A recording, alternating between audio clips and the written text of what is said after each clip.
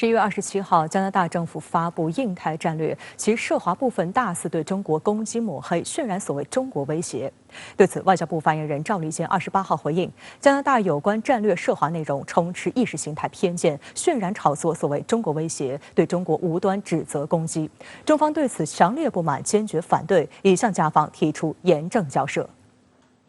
赵立坚表示，中国始终坚持和平发展，倡导开放包容，践行合作共赢，始终是世界和平的建设者、全球发展的贡献者、国际秩序的维护者。中国的发展是世界的机遇，是世界和平力量的增长。无论发展到什么程度，中国永远不称霸，永远不搞扩张。赵立坚强调，不干涉内政原则是国与国交往的黄金法则。台湾、新疆、香港事务纯属中国内政，不容外部势力指手画脚。中方维护国家主权、安全和发展利益的决心坚定不移。加方曾多次表示重视对华关系，愿本着向前看的态度，致力于改善和发展对华关系。加方应言行一致，拿出诚意和善意，秉持求同存异的精神，奉行理性务实的对华政策，用行动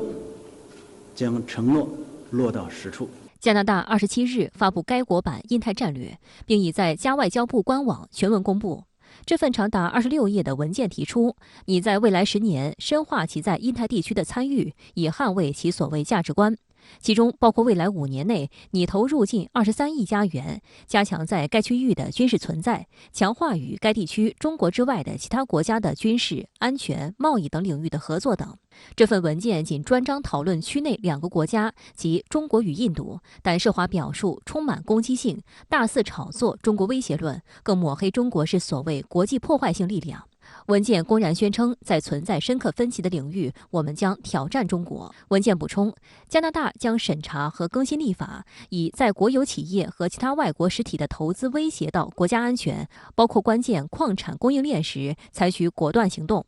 本月早些时候，加拿大以国家安全为由，下令3家中国公司撤销在加拿大矿产的投资。加拿大外交部长乔利本月稍早前还妄称警告企业不要与中国卷入太深的关系，称存在地缘政治风险。但企业界对此明显不满。加拿大商会主席佩兰比提在一份声明中反驳，由于中国既大又多样化，这样一刀切的做法肯定不合适。把这个经济问题政治化的这些思路它不仅是一个非常愚蠢的非常可笑的，而且呢，从长期来说是对加拿大会造成巨大损失的。相对来说呢，这个中国这个对加拿大的依赖更小一些，而加拿大呢对中国依赖更大一些。文件鼓吹加拿大将加强在印太的海军实力。加拿大国防部长阿南德在另一个新闻会上说，除了目前2艘护卫舰，加拿大会在印太部署第3艘。加拿大飞行员和士兵也会参加该地区军事演习。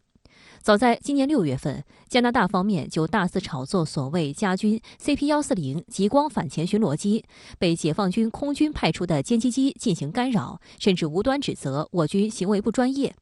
外交部发言人汪文斌当时回应称，加军机多次持续接近中国领空，实施高频次、大范围、往返式抵近挑衅，严重危害民航飞行安全。加方行为才是既不专业也不安全。即便如此，中方始终保持最大克制，安全专业地进行处理，避免了事态进一步恶化。加拿大也已经开始从军费方面有所动作。2022年4月，加拿大联邦政府在公布的新一年度预算案中，计划提高军费开支80亿加元，主要用于提升该国军队装备水平，强化加拿大对北约和北美防空司令部等核心联盟的支持，并加强加拿大的网络安全等。未来，加拿大想要在印太地区军事安全领域有动作，势必将在军费开支上做出一个更大的突破。但目前的加拿大联邦政府却承担着2战以来最大财政赤字。就是加拿大，如果你是这个世界军事3强然后你说